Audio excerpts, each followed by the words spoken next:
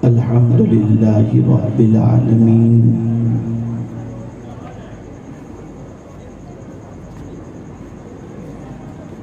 والعاقبۃ للمتقین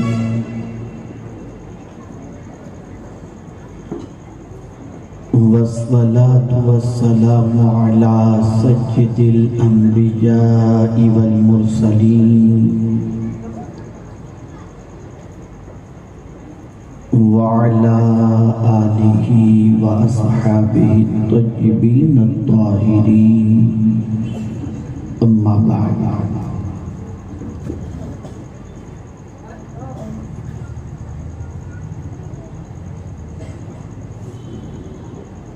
فاعوذ باللہ من الشیطان الرجیم بسم اللہ الرحمن الرحیم ان الذین یستکبرون عن عبادتی سیدخلون جہنم داخرین صدق اللہ العظیم۔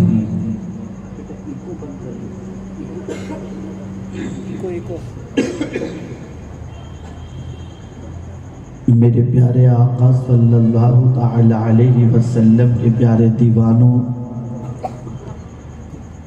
جس آیہ کریمہ کی تلاوت کا میں نے شرف حاصل کیا، اس سے متعلق کچھ معروضات پیش کرنے سے پہلے آقا کریم رؤوف الرحیم علیہ التحیۃ والتسلیم کی بارگاہ میں جس طریقے سے میں پڑھا ہوں، عقیدت و محبت میں ڈوب کر اسی طریقے سے درود و سلام کا نذرانہ پیش کریں۔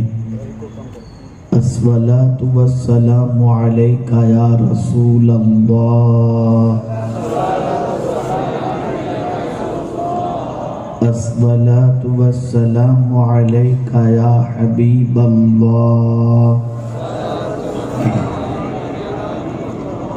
الصلاۃ والسلام علیک یا نبی اللہ، الصلاۃ والسلام علیک یا نور اللہ، وعلی آلک واصحابک یا حبیب اللہ، صلی اللہ تعالی علیہ وسلم۔ میرے پیارے آقا صلی اللہ تعالی علیہ وسلم کے پیارے دیوانوں، کربلا کی سرزمین پر آج کا یہ عظیم الشان پرور سنی اجتماع اور ساتھ ہی ساتھ جشن دستار حفظ، اللہ رب العزت اس اجتماع کو اپنی بارگاہ میں قبول فرمائے اور سب کی حاضری کو بھی قبول فرمائے۔ مختصراً میں پہلے یہ بتا دوں کہ یہ سنی اجتماع کیوں کیا جاتا ہے اور آپ لوگوں کو دور دراز سے تکالیف سہتے ہوئے یہاں پر آنے کی زحمت کیوں دی جاتی ہے۔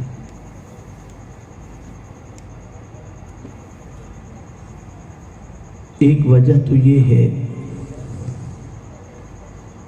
کہ اچھے ماحول کی برکتیں آپ کو نصیب ہو جائیں،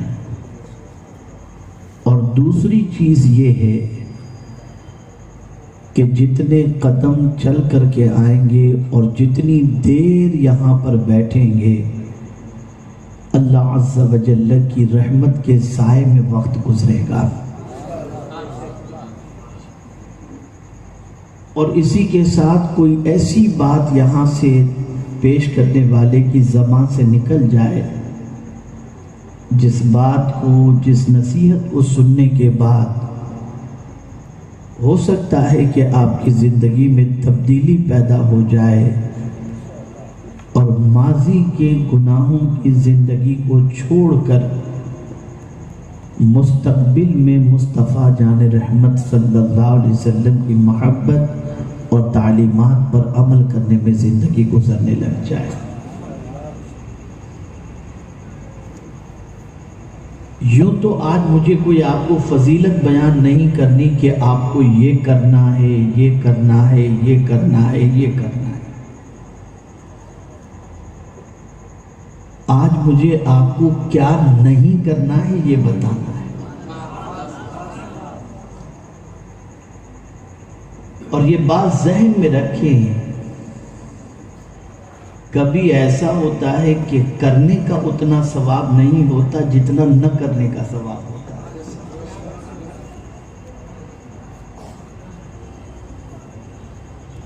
نماز کی فضیلت اپنی جگہ پر ہے،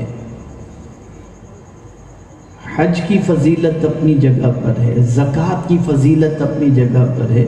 اس میں سب کرنا ہی ہوتا ہے، نماز پڑھنی ہوتی ہے، حج کے لیے جانا پڑتا ہے، طواف کرنا ہوتا ہے، وقوف عرفہ کا معاملہ، زکوٰۃ بھی پیسہ دینا ہوتا ہے۔ اس وقت جو غلطی سب سے زیادہ مسلمانوں کی ہوئی ہے اور سب سے بڑی غلطی وہ یہ ہوئی کہ مسلمان نے سوچا نماز پڑھو پھر کچھ بھی کرو، روزہ رکھو پھر کچھ بھی کرو، حج اور عمرہ کرو پھر کچھ بھی کرو، زکوٰۃ دو پھر کچھ بھی کرو۔ نہیں،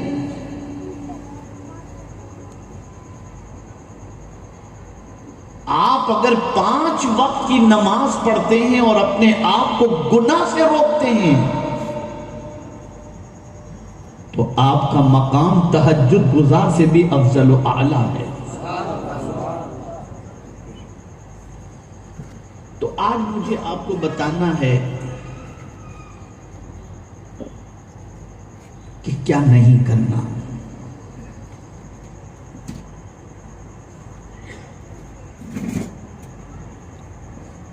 یوں تو کئی گناہ ایسے ہیں جس سے نہ کرنے کا حکم قرآن و حدیث میں موجود ہے، لیکن بعض گناہوں کی شدت ہے جو بڑے گناہ ہیں، اور ان بڑے گناہوں سے اگر کوئی بچ جاتا ہے تو اللہ تعالیٰ اس بچنے کے عوض کے اندر چھوٹے گناہ معاف فرما دیتا ہے۔ اب آئیے میں آپ کو بتاتا ہوں،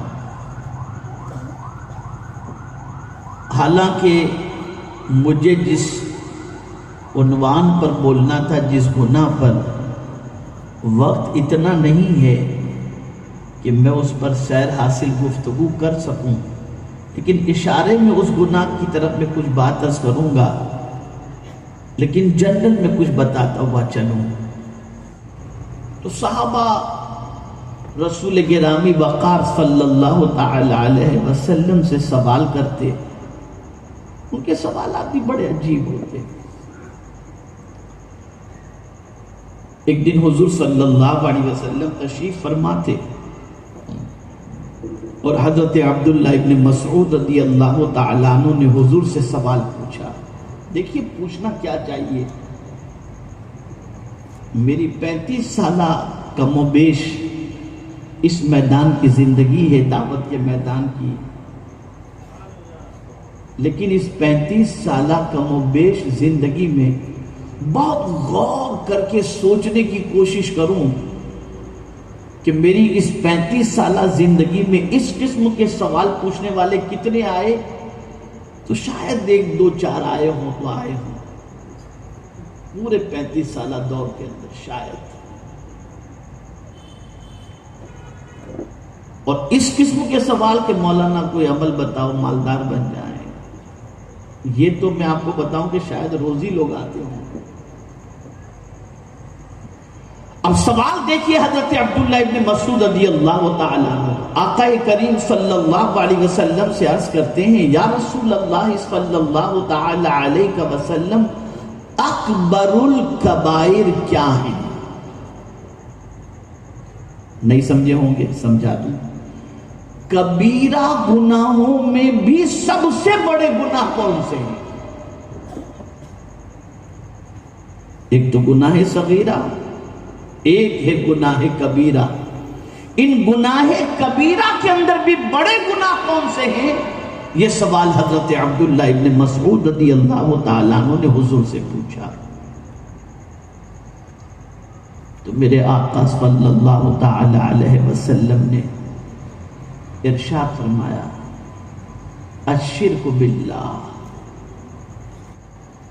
تو پہلا گناہ اکبر الکبائر میں حضور صلی اللہ علیہ وسلم نے فرمایا شرک، اللہ کی ذات و صفات میں کسی کو شریک ٹھہرانا، یہ ہوا شرک۔ تو یہ گناہ کبیرہ گناہوں میں بھی سب سے بڑا گناہ ہے، اور اتنا بڑا گناہ ہے کہ قرآن کہتا ہے ان اللہ لا یغفر ان یشرک بہ ویغفر ما دون ذلک لمن یشاء، کہ بے شک اللہ شرک کو معاف نہیں فرماتا، اس کے علاوہ جو گناہ وہ چاہے معاف فرما دے۔ تو یہ اتنا بڑا گناہ ہے، بلکہ قرآن کہتا ہے ان الشرک لظلم عظیم۔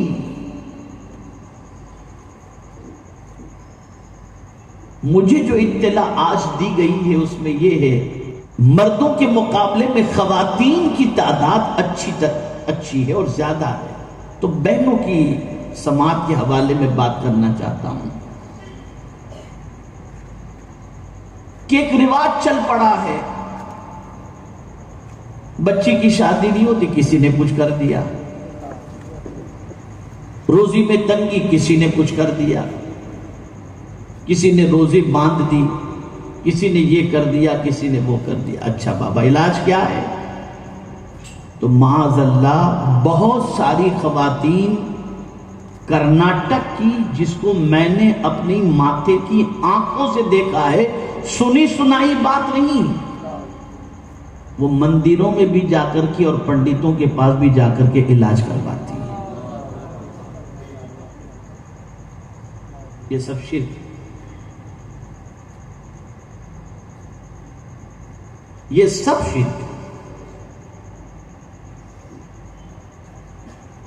مصیبت، پریشانی، تکالیف، یہ تو اس دنیا کا حصہ ہے، یہ تو اس دنیا میں نصیب ہونا ہی ہونا ہے۔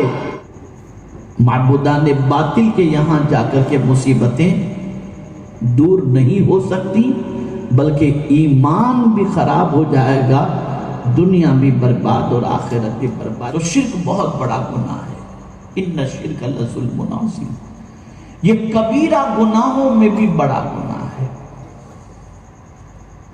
جب حضور صلی اللہ علیہ وسلم نے یہ فرما دیا تو حضرت عبداللہ ابن مسعود رضی اللہ تعالیٰ عنہ نے عرض کیا یا رسول اللہ صلی اللہ تعالیٰ علیہ وسلم، اس کے بعد کون سا گناہ؟ یعنی کبیرہ گناہوں میں پہلا گناہ آپ نے بتا دیا، اس کے بعد بڑا گناہ کون سا؟ تو میرے آقا صلی اللہ تعالی علیہ وسلم نے ارشاد فرمایا اپنے بچے کو قتل کرنا اس ڈر سے کہ وہ ہمارے ساتھ کھائے گا۔ بہنیں بھی سنیں، مرد بھی سنیں، جو یہ سوچتے ہیں کہ زیادہ بچے نہیں ہونے چاہیے، 2 ہی بچے کافی ہیں، پھر پالیں گے کیسے، کھلائیں گے کیسے، پڑھائیں گے کیسے، خرچ کہاں سے لائیں گے، ذمہ داری کیسے نبھائیں گے، یہ سوچ کر کے آدمی جو کبھی بیویاں ایبوریشن کروا لیتی ہیں اور کبھی پتہ نہیں آدمی ایسی دوائیں استعمال کرتا ہے جس سے بچوں کی ولادت نہ ہو۔ ہاں اگر کوئی کمزوری ہے، ڈاکٹر نے اس طریقے کی کوئی بات کہہ دی ہے جس کی وجہ سے خطرے کی بات ہے تو وہ ایک الگ چیز ہے، لیکن یہ سوچ کہ زیادہ بچے ہوں گے تو پڑھائیں گے کیسے، کھلائیں گے کیسے، ان کی ذمہ داری کیسے نبھائیں گے، تو قرآن نے کہا نادان، جو رب تجھے کھلاتا ہے وہی تیری اولاد کو بھی کھلائے گا۔ تجھے کون کھلاتا ہے؟ نحن نرزقکم وإیاہم، ہم تمہیں بھی روزی دیتے ہیں، انہیں بھی عطا کریں گے۔ بلکہ سنو، میرے رب کی شان بڑی نرالی ہے۔ میں مہمان کی بات کرتا ہوں، اولاد کی نہیں، اولاد کی بات مہمان کی بات کرتا ہوں۔ فرمایا گیا اگر کسی کے گھر کوئی مہمان آنے والا ہوتا ہے تو وہ آتا ہے 40 دن کے بعد، اور 40 دن پہلے اس کی روزی اللہ اس گھر والوں تک پہنچا دیتا۔ تو جب ایک مہمان کی روزی اس کے آنے سے 40 روز پہلے اللہ میزبان کے یہاں پہنچا دیتا ہے، تو جس ماں کے شکم سے بچہ پیدا ہونے والا ہو اس کو روزی اللہ پہلے نہیں عطا فرمائے گا، بلکہ وہ اس طرح سے عطا کرتا ہے کہ بچہ پیدا بعد میں ہوتا ہے، ماں کے سینے میں دودھ اللہ پہلے عطا کر دیتا ہے۔ یہ اس کا تو یہ سوچ نکال دو کہ تم پالتے ہو، یہ سوچ رکھو وہ پالتا ہے۔ یہ سوچ نکال دو کہ اس کا پورا ہم کیسے کریں گے، یہ سوچ رکھو جو ہمیں کھلاتا ہے پلاتا ہے وہی ہماری اولاد کو بھی کھلائے گا اور پلائے گا۔ تو فرمایا گیا کہ اس ڈر سے بچے کا قتل کرنا کہ وہ ہمارے ساتھ کھائے گا، یہ کبیرہ گناہوں میں بڑا گناہ ہے۔ وَيَعْلَمُ مُسْتَقَرَّهَا، وہ جانتا ہے کہ جس کو روزی دینی ہے وہ کہاں ہے، میرا مولا جانتا ہے۔ اس لیے پہاڑ میں بھی اگر کوئی جانور رہتا ہے تو میرا مولا وہاں بھی روزی اس کو عطا کر دیتا ہے۔ سمندر کے اندر اگر کوئی رہتا ہے تو اللہ تعالیٰ اس مخلوق کو وہاں بھی روزی عطا کر دیتا ہے، اس لیے کہ اس کی مخلوق کہاں کہاں بس رہی ہے وہ بہتر جاننے والا ہے، اس سے کوئی چیز چھپی بھی نہیں، اور وہ جہاں تک چاہے اپنی مخلوق کی روزی کو وہ پہنچا دے۔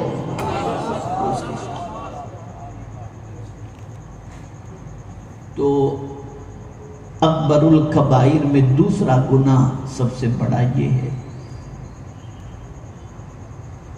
کہ اس ڈر سے آدمی اپنے بچے کو قتل کرے کہ وہ ہمارے ساتھ کھائے گا۔ اب جب سرکار صلی اللہ علیہ وسلم نے یہ فرما دیا تو پھر حضرت عبداللہ ابن مسعود نے سوال پوچھا،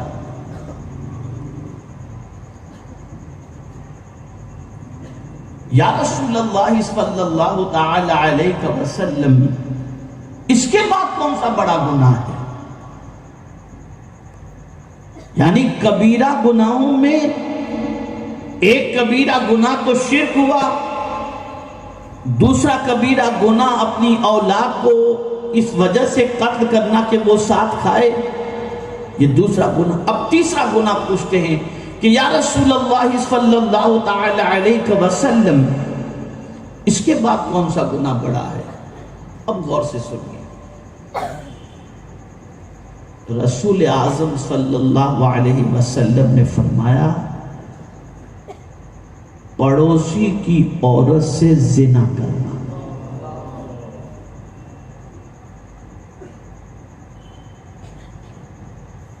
یوں تو زنا بدترین جرم ہے، بلکہ قرآن نے کہا وَلَا تَقْرَبُوا الزِّنَا، زنا کے قریب بھی مت جاؤ، قریب بھی مت جاؤ زنا۔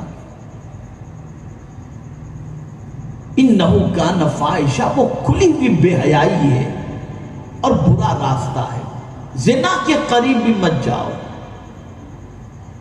اب یہاں زنا کے قریب بھی مت جاؤ، اس کی تفسیر میں کتب کوکن حضرت مختوم علی مہائمی رحمت اللہ تعالی علیہ نے اس آیت کی بڑی زبردست تفسیر فرمائی اور فرماتے ہیں کہ وَلَا تَقْرَبُوا الزِّنَا، زنا کے قریب بھی مت جاؤ، اس سے مراد یہ ہے کہ جہاں مرد و زن کا خلط ملط ہو، کمبائنڈ ہو، ایسی جگہ مت جاؤ۔ تو عرض یہ کر رہا تھا، پڑوسی کی عورت سے زنا کرنا یہ کبیرہ گناہوں میں بھی بڑا گناہ ہے، اس لیے کہ پڑوسی کا حق اتنا زیادہ ہے کہ رسول اعظم صلی اللہ علیہ وسلم فرماتے ہیں کہ جبریل نے میرے سامنے پڑوسیوں کی جب حقوق کی بات کی تو مجھے ایسا لگنے لگا کہ کہیں وراثت کے اندر بھی تو پڑوسی کا حق نہیں ہو جائے گا۔ یہ ہے پڑوسی کا معاملہ۔